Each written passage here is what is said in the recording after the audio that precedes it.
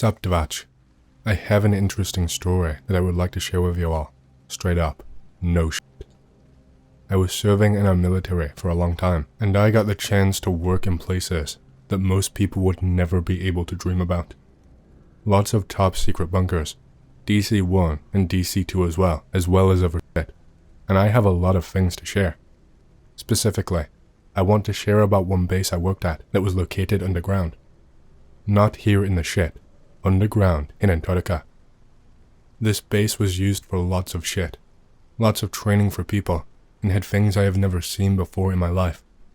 I don't have all of the information on everything that was happening, but I managed to witness a few things myself and piece together other things for rumors and whispers and the like. I am not in Russia anymore, so I should be safe from Putin and his goons, and no secret death squads can get me over where I am. Georgia is a very safe place, and I have been comfortable here for a very long time. The info I share with you guys is more than top secret, top level information that they will try to shut down here as soon as it is posted. Screenshot quick and keep to yourself. I don't know if other countries know about this place or if they have their own research, but if it is just Russian, then a great war is coming. 10 times as destructive as the war we are fighting right now, and the whole world will be against us. World War III is coming, Dvach, and I am here to warn you before it is too late. Get out of this country while you still can. I know you wonder, who the fuck is he, and why is he important? I will tell you.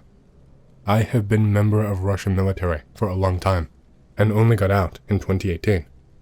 I am an old man now, age 41, and I have been serving since I was only a little child, fresh out of the womb.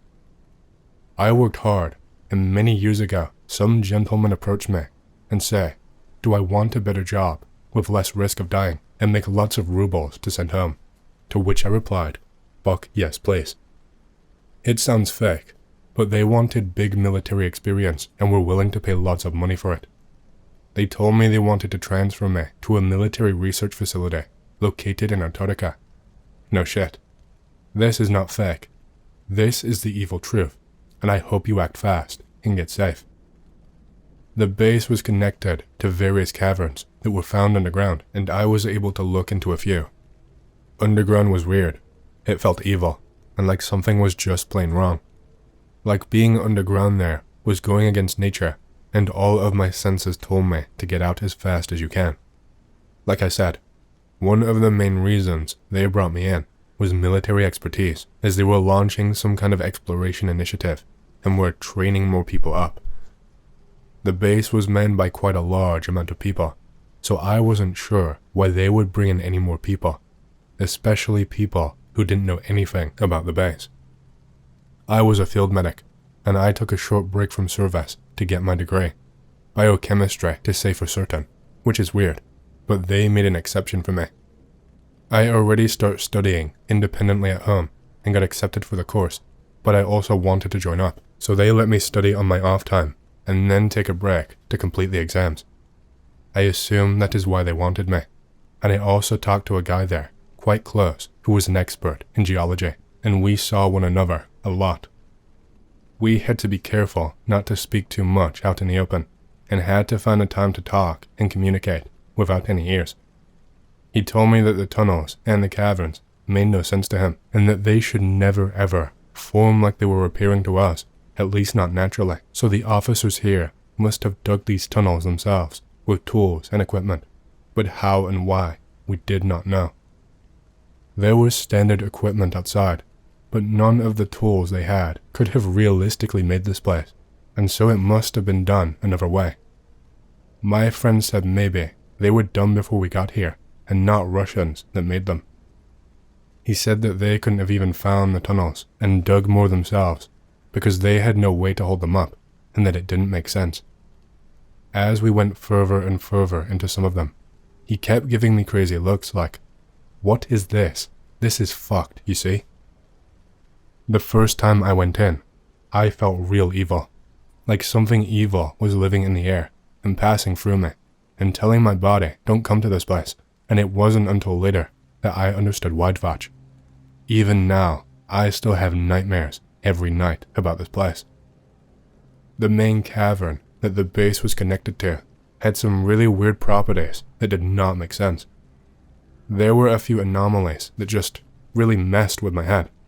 For starters, walking around down there had a weird effect on your brain and your body that seemed to make you tired much quicker.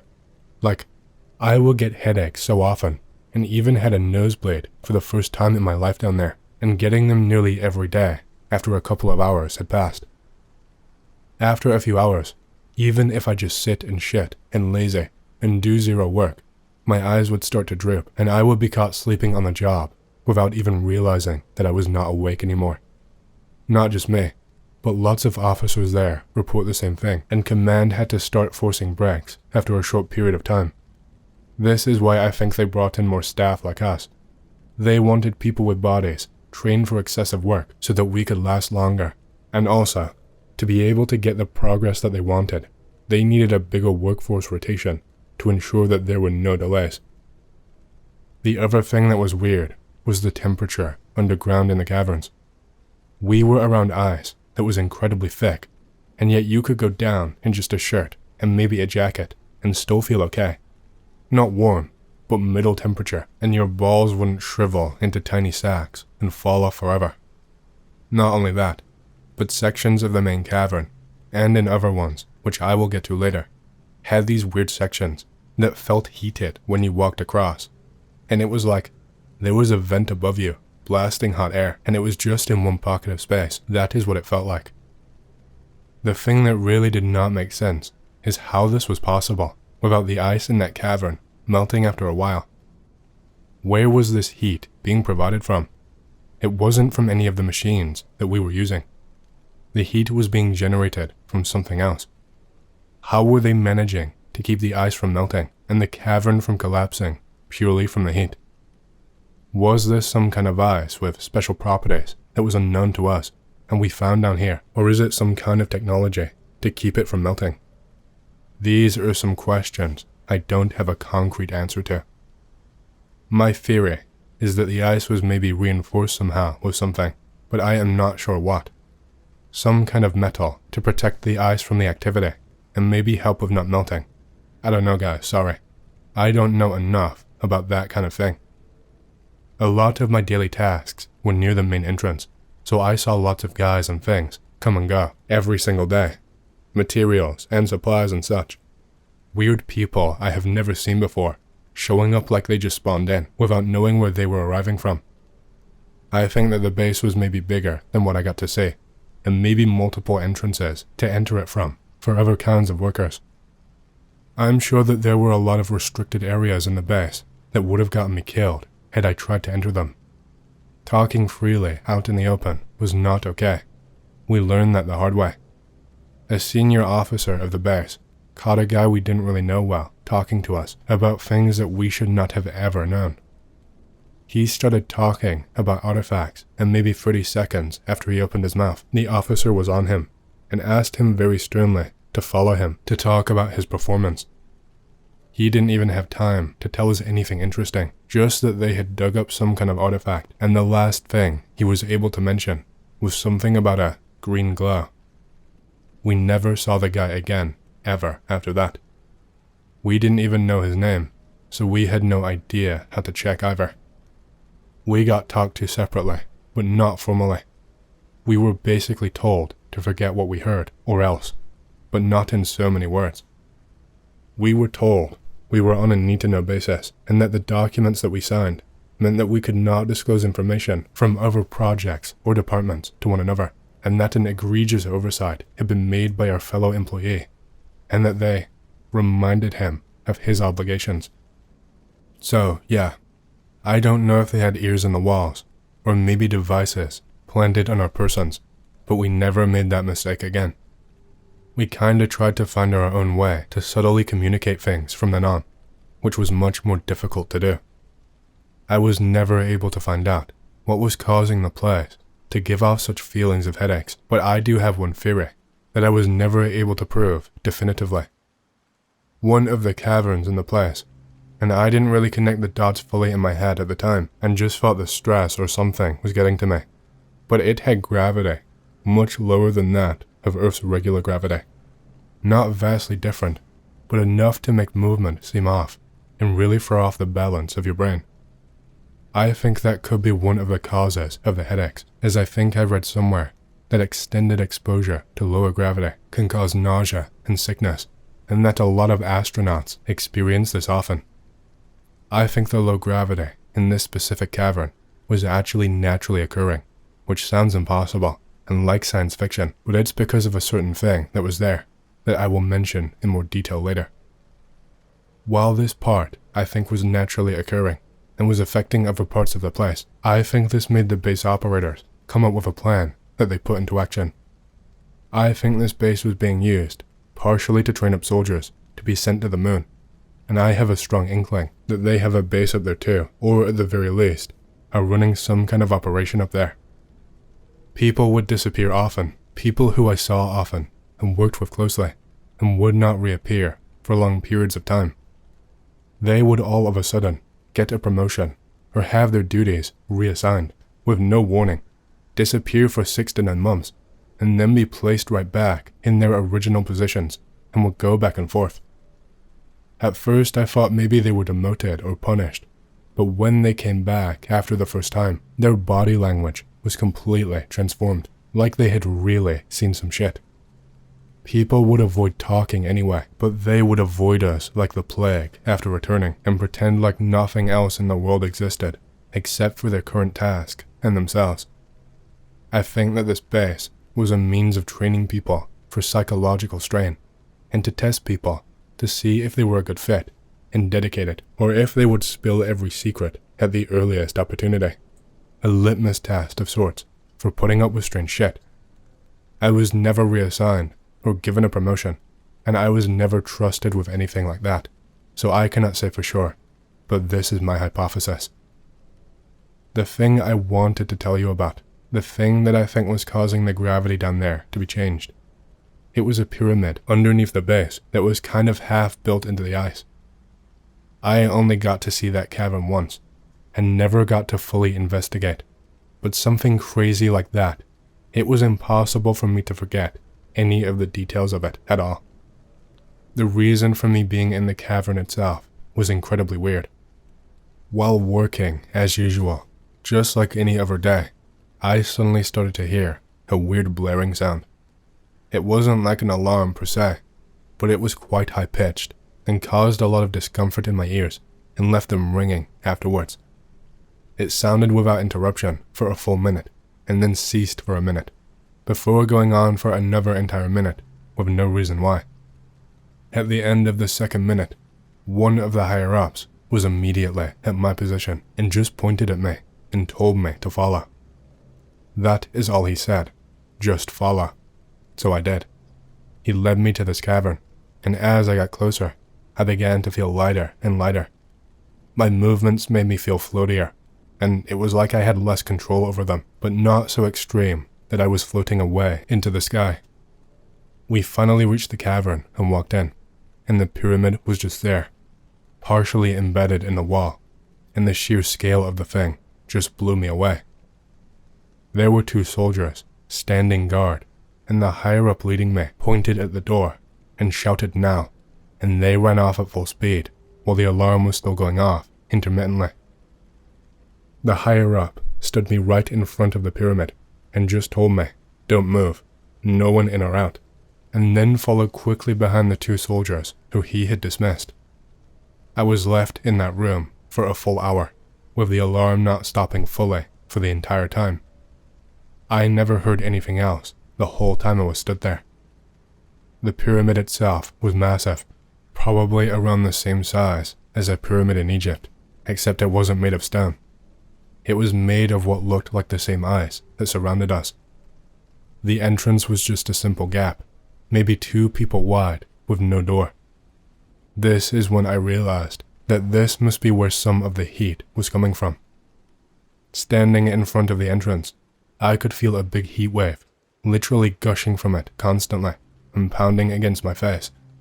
A constant steady flow of heat that did not stop once. Again, I have no idea how the ice was able to not melt and keep its form. I wasn't supposed to, but I took a look inside.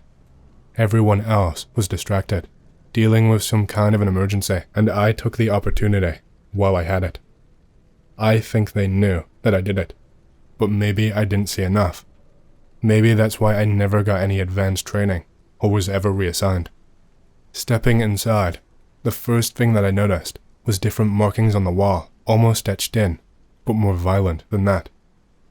It was more like someone took a drill or a screwdriver and took it to the walls and made random patterns with cracks.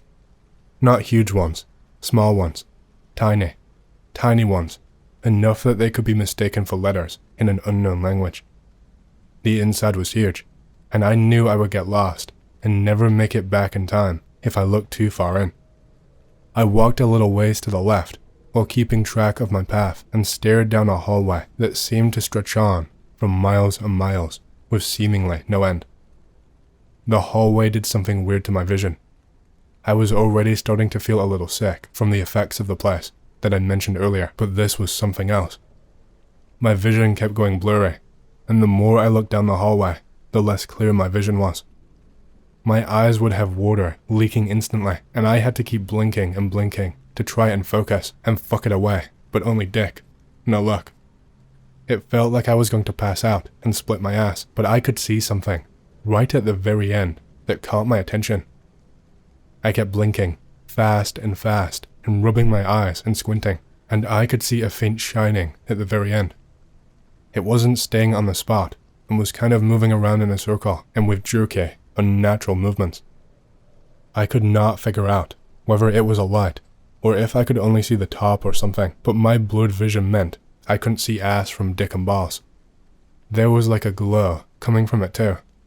The color looked kind of like a faint green, and from what little I could see, it looked to be pulsing or vibrating. Maybe it was just moving closer to me. My stomach was churning, and I felt sick, and I had to get out, but my legs gave up, and I fell, and I couldn't use them anymore. I had to crawl all the way back out because my legs would not let me stand back up. Useless shits.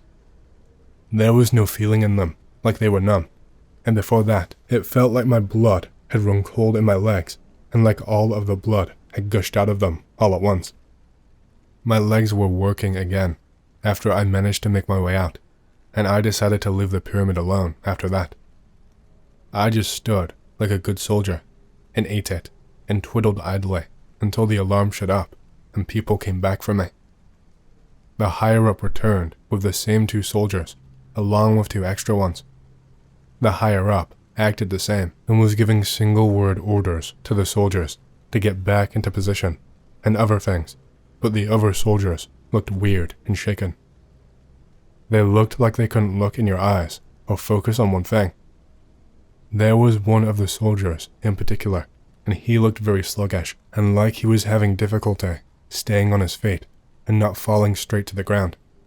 I noticed it straight away, as soon as he entered. There was like a feeling coming off him that I could sense, kinda like the Caverns in general, but the energy was coming straight from him, like there was something off and wrong. I noticed him acting funny, not being able to focus on what the higher-up was saying, and he seemed to kind of half slump against the pyramid, like he needed it to keep balance and stop from passing out. That was the first thing I noticed. Then I noticed his eyes. Not just the looks that he was giving everyone, but something was changed. I don't know if his eyes were always that color, or if they changed even more, but there was a greenish glow coming from his eyes. Not the kind of green that someone would have as an eye color, but more luminous and like it was glowing. His pupils were dilated to the extreme, and he seemed to be darting them constantly around and around, like when someone is sleeping and their eyes go back and forth fast. I noticed one more thing. His veins had started to bulge to an extreme degree. It started in his hands. I could see the green/blue in his veins starting to become more visible as they raised and got bigger, and it made its way up his arm. It was like they were being strained. Then it got up to his neck veins, and they were not the usual color anymore. There was a tinge of black in them. The higher-up was talking to me while this was happening, and I could not look at him. My eyes were too fixed on this. The higher-up got mad, and I told him to look. The other soldiers looked too, and the soldier with the black veins was gripping his neck with both hands and was in visible pain. The higher-up shouted at me to go back and pointed, and it took me a few seconds to snap out of it and follow my orders. In those few seconds, I saw the soldier vomit something out of his body, and the other two soldiers started screaming. I could not tell what it was, but it wasn't bile. It was a black color, shiny looking. It was like a black slug kind of thing, but bigger and longer. Maybe the size of a child's hand, and had some kind of slime substance on it. I followed my orders and ran back to my work, and I heard screams and some gunshots, and that is the only other thing I found out about. They had more words for me once everything was done, and I played dumb, and like I didn't know anything. I'm too stupid fucking mushy brains to notice what happened. I never heard the alarm again in the time I was there, but I never saw any of those soldiers again. Maybe they were okay. I never got to see that cavern with the pyramid again, and just did my usual duties the whole time. I got out as soon as possible, and I never wanted to go back. Like I say, Putin and his fellow fuckers don't know where to find me, so even if they say this, all they can do is take it down. But I will post and post. I am not scared, and people need to know what happened. I don't know if only Russians have this kind of thing, or if other countries know these things too. I think there is more down there that nobody knows, and if only Russia knows, then the world is going to fuck. Everyone in the country is going to fuck, and you won't know until fuck is on you. Save this post, Snatchers. They will try to stop this, but you need to know. Dvach needs to know, and we need to get out before the world is gone to shit and the world is destroyed. If my theory about the moon is true, then bad things are coming. Gentlemen, due to a story last night, I feel the need to break an order I was given and tell you about the Missouri goatman. Now, I'm a chemical guy, and we all go to Fort Lost in the Woods to do training. This happened during an FTX out in the woods, next to a ridge and a large stream bed. Every night, there is a roaming guard of 2 privates, and we have our little blank adapters, and we just roam around, making sure no one is having sex. This happens one night, when me and a buddy of mine are posted up on a couple of stumps by one of the light systems they drag out here. About 0300, me and my pal are set up under the lamps, soaking in the warm exhaust because it's 25 outside, and fuck if we are going to be moving.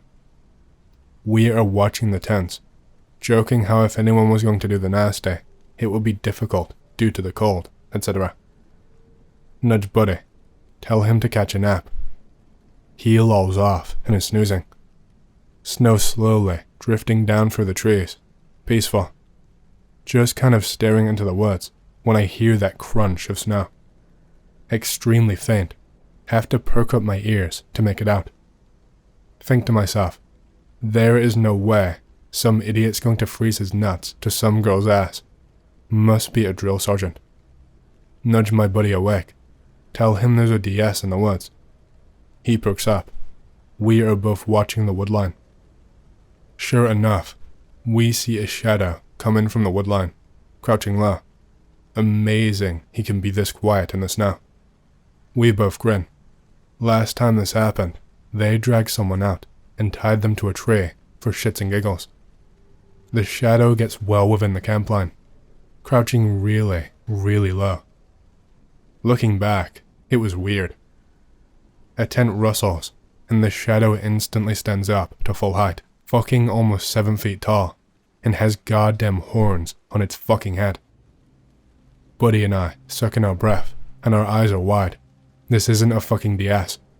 The whatever it was opens a tent flap real slow, peeks inside.